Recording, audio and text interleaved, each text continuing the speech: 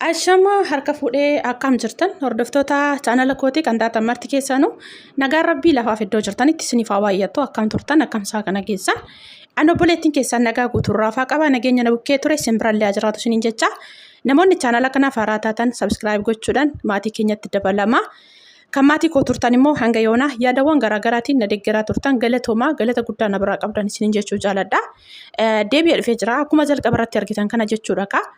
Egaa tibba kana wanti miidiyaa irraa asiif achi deemaa jiru keessattuu miidiyaa gurguddaadhaan wal qabatee jechuudha. Maaliif kan uummata shawaa kaabaa kuni baay'ee maaliif ani hin beeku dhugaan isiniin jedha.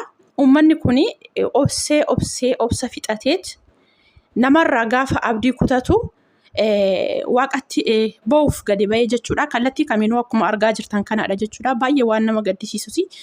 Baay'ee jireenya isin jibbisiisa. Maaliif gaafa alaala teenyee ilaallu kana nuuf salphaa fakkaachuu danda'a. Haa ta'u malee immoo namni qaamaan bakka sana geessanii agartanii yookaas immootu maaltu biyya san keessatti deemsifamaa jira yoo jedhame dhugaa dubbachuu fi sa'aatii 24 bakka sana turuuni baay'ee namatti ulfaata. Maaliif nama dhaqee argeetu irraa haasa'a waan ta'eef jechuudha. Daa'imni jechuudha sa'aatiitti balbala duratti gadi baatee taphachuu yookaas immoo akka nama kamiituyyuu ijoolleen gadi bahanii tooni jechuudha. Akka duraanitti bakka garaa ofii gahanii bahanii ol deebi'an baay'ee sodaatu jechuudha. Daa'imman keessattuu jechuudha. Maaliif gurra qabatu? Maaliif galgala ganama dhukaasa bakka sanatti taasifamu jechuudha. Eenyumtuyyuu osoo ana ta'ee argees jira deemes laalee yookaas immootu sa'aatii dheeraa yookaan immoo guyyaa dheeraa ji'oota dheeraa bakka san turuu miti sa'a 24 bakka sana turuun hagam takka akka namatti ulfaattu argee waanan keessaa jireenyi osoo maatii keessan bira taa'uun isin gammachiisu osoo biyya keenya keessa jiraanne osoo jettanuu giddiin immootu gaafa biyyaa baatan biyyi nagaa ture gaafa achi deebisan gaafa akkas ta'u isin jibbisiisa jechuudha. Maaliif malee namni jireenya biyya ormaa kana kan akka biddaa nama gubu kana filatee miti garuu immoo as jireenya isaa yookaas immoo haalli ho'aa akkasumas immootu haalli gola namatti toluu baatullee namni mirga keessan dhiibu hin jiru akka barbaadanitti baataniitti hojjettanii galtu garuu biyya keessan keessatti biyya itti dhalattan biyya keessan keessatti immootu akka garaa keessanitti baatanii galuun baay'ee ulfaata. Namni nagaan gabaa bahee gabaa nagadatee galuudhaaf dhugaan isin jedha siqiqii akkamiitiin galaa turanii hamma garuu obsanii obsa fixannaan bahanii waaqatti bu'aa jiran jechuudha. Kanaaf waaqayyoon immootu namaaf dhagaha akka namaa miti jechuudha. Maaliif waaqarratti yoo abdii kaawwatan dhufaatii tura malee waaqayyo biraa deebiin wanti hin argamne hin jiru hundumtu deebii qaba jechuudha. Ammas waaqayyo isaaniif haa dhaga'u. Waaqayyo imimmaan haadholii akkanatti imimmaan abbootii keenya akka kanatti jechuudha cannaqamanii dhala ofiitiif jecha maaliif inni wal waraanus obbolaa waan ta'eef kamiif dubbatanii kamiif akka dhiisan maaliif yoo galgalli aduun dhihee isin warra akkasii qallabdu yoo lafti bar'ee immoo isin warra akkana deeggartu maaliif dhugaan isin jedha siqiqii bakka sana jiru ani hin beeku waaqayyo garuu waan hundaaf deebii qaba. Ammas rabbiin mootu akka kanatti akka isaan bahanii bu'an kanatti imimmaan isaanii kana rabbi lafatti hin gatinii waaqayyo isaaniif haa dhaga'u rabbi araara nuuf haa fidu kallattii kamiinuyyuu maaliif biyya keessan keessatti inni caalan dhabdanillee qabaattanillee nageenya yoo jiraate malee faayidaa tokko hin qabu jechuudha. Hiyyeessi yoo dhabellee maaliif nageenya yoo jiraate bahee nagadatee jechuudha. Qansiraa guyyaallee maaf hin taane hojjetatee galee waan qabu sanaan tamasgeen jedhee waaqaaf galata galchee ni jiraata jechuudha. Garuutu biyya nageenya hin jirre keessa mootu baatanii galuun illee siqiqii jechuudha. Yoo gadi baatanii hojjetattan amma galta sanatti hin saqqaqxu yoo immoo mana teessan qonqotu sin ajjeesa akkuma argaa jirtan kana jechuudha. Kallattii kamiinuyyuu wanti laaftuun hin jirtu amma wanti biyya keenya keessa jiru jechuudha. Fiiganii asiif achi kaataniituyyuu of danda'anii of jiraachisuun baay'ee ulfaata. Hojii dhiisanii immoo mana ooluun immoo hagam takka hagam akka qonqodhaaf nama saaxilu eenyumtuyyuu wantuma argaas dhagaa jirru kanaadha. bara kana keessa namni miidiyaan hordofne hin jiru. Miidiyaa irra taa'ee immoo wanta biyya isaa keessas ta'e kallattii kamiinuu deemaa jiru. Waanuma arginu waanuma dhageenyu kana. Kanaaf waanuma hundarra jechuudha. Cinqanni kun isin gahaa. Barri nagaa isiniif jijjiirama. Waaqayyo nuunaa jedhu maaliif bara kana keessa namarra abdii eeggachuun tasuma hin jiru waan ta'eef waaqayyo irraa. Kanaaf waaqayyo isin gaanunaa jedhu. Inni imimmaan haadholii abbootii daa'ima xixiqqaa kanatti jechuudha. Horiin akkasitti horii duudaan qambaraan baasanii addabaabaa irra dhaabbatanii gizoo jedhan kuni ilma namaatti qambara camadanii akka kaatti bahanii toonii itti bo'an kuni waaqayyo deebii qaba guyyaa tokko. Ammas rabbi isaan hin gatinii inni araara isaatiin nu haa yaadatu. Waanuma hundarrayyuu biyyi keessan nagaa yoo ta'e maaliif akka barbaaddanitti qixxuma nama kamiitiyyuu jechuudha. Baatanii galuun sodaa tokko malee hojjetattanii of jijjiiruun hin danda'ama. Bara kana keessa garuu hoo qabaattanis qixxuma warra hin dhaqqabneeti. Maaliif yoo biyyi kee nagaa ta'e ollaan nagaa ta'e yooti naannawaan ati jiraatu sun nageenya jiraate akka garaa keetiitti dalagdees ta'e kallattii kamiinuu jijjiiramuu guddachuu dandeessa. Yoo nageenya hin jiraanne immoo akkuma argaa jirru kana kufaatii malee daballiin hin jiru. Maaliif wanti kamiiyyuu jechuudha. Bara kana keessa jechuudhaan dhugaan isin jira keessattuu Salaale Shawaa Qaabaa titti jechuudha. Naannawaan ani itti dhaladheetti manni barumsaa yoo xiqqaate amma waggaa 5ffaatti deemaa jira. Laala akka hammam ijoolleen barumsa bakka sanatti dhaaban hammam umuriin isaanii akka isaan tare caarraan barumsaa hammam akka isaan tare salphumatti gammatuun nama hin dhibu. Maaliif wanti kana caala mootuyyuu jechuudha. Eenyuma gaditti yookaas immoo eenyuma duubatti nama hambisuu danda'u kan kana caalu hin jiru. Har'a ijoolleen lafaa dhufan sa'aatii isaanii umurii isaaniitti eeggatanii hin baranne taanaan boru biyyattiin garamitti akka deemaa jirtu maaltu kan kana caaloo ta'uuf deema wanti jedhamu salphumatti gammatuun nama hin dhibu. Kanaaf immootu uummanni kun jechuudha kana dura gaafa manni yaalaa hin jirres walumaa gala erga manni barumsaas manni yaalas barbadaa'ee waggaa 4 deema.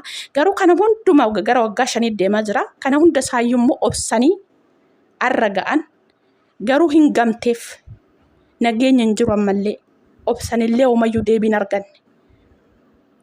Kanaaf eeggatanii namarraa dhabanii jennaan abba'anii waaqa isaanii uumetti maaliif kan nama hin ganne isaa dhageeffatee kan zimna namaan hin jenne waaqa bichaa sababa ta'eef bahanii rabbitti bo'uu qaban jechuudha. Silaa yootu akka kanatti ani akkan beekutti yookaas immoo akka abbootiin keenya nutti himanitti uummanni akka kanatti haadholiin abbootiin daa'immanitti qambarri camadamee fardi lugamamee qotiyyoon camadamee kan addabaabayii ba'anii toonii akkasitti gizoo jedhanii yoo bokkaan roobuu dide yoo roobni roobuu dide hongeen baay'ate akkasuma ammootu yoo obboleenyi wal ajjeesanii tooniyyuu araarri dhabame yoo dhukkubni baay'atee dhukkubni dhufeetoo dhukkubni suniyyuu uummata miidhee dhukkubni suni daraan hammaataa ta'e akka kanatti bahanii too waaqa isaaniitti yoo bo'an deebii argatan jechuudha. Akka aadaa isaaniitti uummanni kuni uummata aadaa fi duudhaa isaatiin buluudha. Kanaaf gaafa namarraa yookaas immoo kallattii kamiinuu abdii kutan bahanii har'a uummatatti waaqatti akkasitti bo'u. Kuni jechuudha hammam takka akka garaa nama boodessullee hammam takka akka nama gaddisiisullee nama kamiifiyyuu hubachuudhaaf salphaadha. Egaa walumaa galatti waaqayyo waan hunda danda'anii nagaa nu haa fidu. Kan rabbiin caalu sababa hin jirreef jechuudha. Maaliif jireenyi biyya ormaa akkasitti nama guba jenna. Kanumayyuu wayya dhugaan isin hin jedha. Maaliif seerri biyya isin keessa jirtanis ta'e ani keessa jiru mirga namummaa kee kan sirriitti siif eegu eenyumtuyyuu jechuudha. Akka hojii isaatitti nama ta'uudhaaf wal kabajee kan keessa jiraachuu danda'udha. Biyya keenyatti garuu wanti kun hin jiru. Ani gizee tokko osoo seerri biyyoota biraa kun guyyaa tokko baay'ee miti ji'a tokkoof biyya keenya keessatti akkanatti ta'e maal qaba jedhee gizee baay'ee hawwee jira. Kanaafuu ammas taananii waaqayyo waan hundaaf deebii qaba. Rabbi nagaa nu haa fidu. Wanti hundumtiyyuu namni lubbuudhaan jiru waan kamiisaayyuu arguuf jira sababa ta'eef jechuudha. Waaqayyo waan hunda danda'a. Waan biraa hin jedhu ani dhugaan isin hin jedha. Bahanii itti boohanii jiru. Imimmaan isaa kana imimmaan uummata bal'aa kana imimmaan isaanii kana rabbiin lafatti hin gatini. Egaa obboleewwan kiyya kanaaf dhugaan isin jedha hammam natti dhagahame gizee baay'ee jechuudha. Egaa obboleewwan kiyya kanaaf dhugaan isin jedha hammam natti dhagahame gizee baay'ee jechuudha. Wanti kamiiniyyuu jechuudha keessattuu immoo sa'aatii kana keessa gariin baatanii sirbaaf yookaan goobee shilooyyee taphattu kamiif laallee kamiif waaqayyo dhagaha kamiif namni hoona waan jedhu namoonni baay'ee wal bukkee qabanii tooni asiifachi adeemsisaa turanii sirriidha. Gocha akkasii sana ta'uu hin qabu ture sa'aatii kana uummata isaanii bira maatii isaanii bukkee dhaabbatanii sa'aatiitti nagaa fi bo'oo yookaas immoo akka nageenyi isaaniif dhufu akkuma nama kamiituyyuu lallabachuu qabanidha. Haa ta'u malee immoo bakka tokkotti hoggaa namni maaluma kamiyyuu jechuudha namni nyaatee dhugu namni nama ta'ee tooni jechuudha foon uffatee deemu waanuma xiqqishuu yoo arge yookaan waan naannawaa isaa qofti nageenyi walumaa galatti Itoophiyaa keessa bakka kamittuu nageenya jira hin jedhee hin amanu garuu jechuudha. Haa ta'u malee immoo namni akkuma jireenya hawwu wanti hundumtuyyuu sa'aatiif yeroo eegee waan dhufuuf yookaas immoo bara waan waggaan naanna'ee dhufuuf itti fakkaachuu danda'a. Kanaaf suni sirrii miti namni kamiyyuu sa'aatii kana akka nageenya biyya san keessatti buutu nagaaf bo'uudha malee waan biraa ajandaan biraatu nama hin barbaachisu jedhanii akka gama kootti jechuudha. Kanaaf waanuma hundarra mootu waaqayyo beekadha. Waaqayyo bara kana dhugaan isin jedha nu ga'a yookaas immoo sin ga'a nuun jedhee rabbi nurra haa dabarsu. Maaliif hin beekani dhugumatti jechuudha jireenyi biyya keenya keessaa nageenya dhufeetuma ilmi namaa yaaddoo tokko malee rafee ka'ee sa'aatii 24 riba nagaa rafee yaa barii arga jedhee ani hawweellee eegee dhabe ammas immoo rabbiin sana nu haa fidu. Waanuma hundarrayyuu nagaa dursa waan ta'eef nageenya jiraatee jennaa wanti hundumtuu guutuudha. Waaqayyo ammas nagaa nuuf haa fidu. Waanuma hundumayyuu obboleewwan akka halagaatti walitti garagartee ibiddaa wal gubaa jirtus rabbi haraara isaan gidduutti buusu. Maaliif wanti kuni osoo daangaa qabaatee hin ga'ama jedhee Itoophiyaa keessatti wanta akkanatti adeemsifamu yookaan wanti qaama gama lamaaniitiin adeemsifamu kun jechuudha. Uummanni kana dura dhume sun qofti bakka hin ga'a jedhamee achirratti hin dhaabbata ture. Garuu immoo kuni baraan ta'ee sumatti gizee kamiyyuu jechuudha. Kanuma itti fufe ta'ee garuu immoo inni waggaa 5 waggaa kana keessatti ta'ee immoo walumaa galatti bakka nama jibbisiisa yookaas immoo jireenya odoon bara kana keessa dhaladhee jiraachuu baadhee biyya lafaa kanarra osoo bara kana keessa dhalachuu baadhee iddoo itti jettantu jira jechuudha. Kanaaf waanuma hunduma isaa rabbi nagaan waa fiduun isin jedha obboleewwan kooyi. Hundumti keessaa nutu ajandaa dhimma lubbuuti namni ba'ee bo'u kanaan kan wal qabateen alatti wantoota adda addaa sa'aatiin baacoo sa'aatiin kolfaa sa'aatiin taphaa yeroo qaba. Yeroo kanatti sa'aatii kanatti uummata rakkatee asiifachi deemee addabaabayii irra ba'ee bo'aa jiru. Kanaaf sagalee taa'aadha kallattii kamiiniyyuu jechuudha hamma dandeettii keessanii akkasiin isin jedha yoo dogoggora dhiifama naa godhaadha. Yaada keessan koomentii jala naaf kaa'aa nagaan naaf turaadha.